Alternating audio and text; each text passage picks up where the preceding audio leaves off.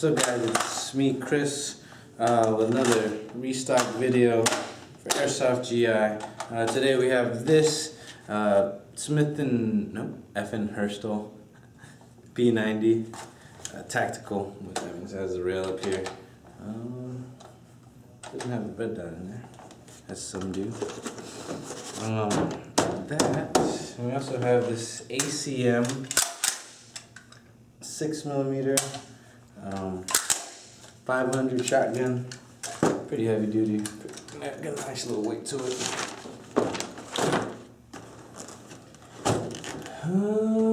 And for your dual wielding pleasure, we have the Z1911 High Kappa blowback and the Smith & Wesson M&P9.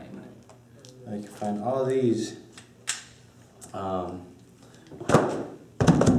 on our restock page and new products page at www.airsoftgi.com.